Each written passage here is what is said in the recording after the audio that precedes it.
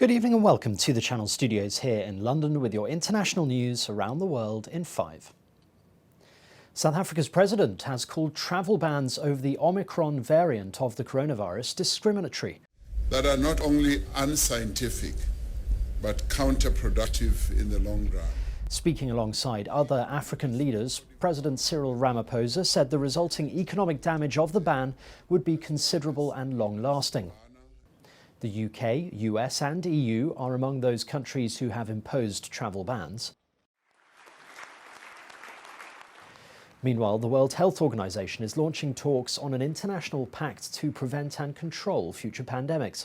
However, such an agreement wouldn't be ready until May 2024. The US Supreme Court has heard oral arguments in the most important abortion rights case in decades. Protesters, both for and against abortion, have been gathering for days in the build-up to the case, in which the state of Mississippi wants to ban abortion after 15 weeks of pregnancy. Pro-abortion campaigners warn this poses a direct challenge to a constitutional right to terminate a pregnancy. The court, which has a 6-3 Conservative majority, is expected to issue a decision by the summer of next year. Honduras is set to elect its first ever female president, Xiomara Castro. With just over half the votes counted from Sunday's election, Ms. Castro has a preliminary lead of almost 20%. Speaking on local television, her Conservative rival conceded defeat and said he had visited Ms. Castro and her family to congratulate them. Her victory will bring an end to the 12-year reign of the right-wing National Party, which has been plagued by scandal and corruption accusations. Russia says it has started regular winter military drills in its southern military district, parts of which border Ukraine.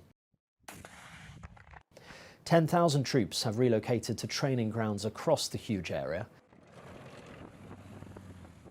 Video released by Russia shows some of the exercises taking place. The US, NATO and Ukraine have for weeks now been raising the alarm about a possible new Russian attack on Ukraine, pointing to unusual Russian troop movements near its border. Russia has dismissed those suggestions as fear-mongering. India's capital Delhi has recorded its worst November air quality in years.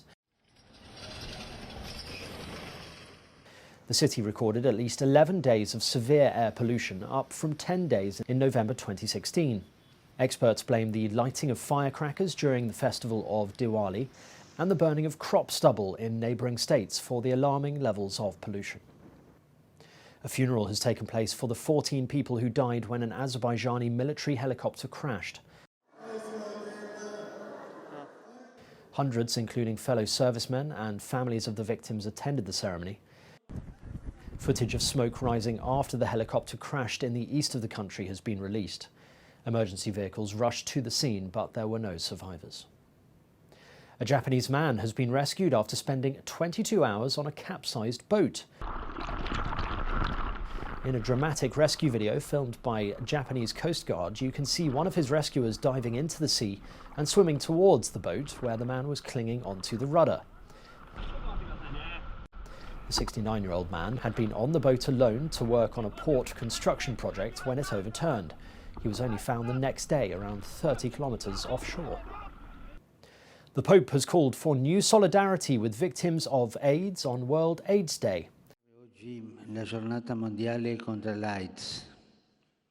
Speaking at his general audience, he said the day was an important occasion to remember that many people affected by the HIV virus are in parts of the world where they don't have access to essential care.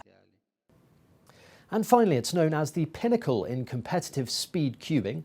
The Rubik's Cube World Cup kicks off this week.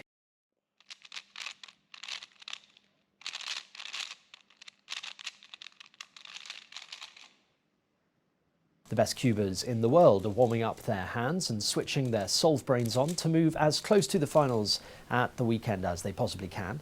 Over 4,000 participants from more than 50 countries entered the competition, and there are now just 29 people left. The final takes place this Saturday. And that's your international news around the world in 5. Now back to the Channel Studios in Lagos.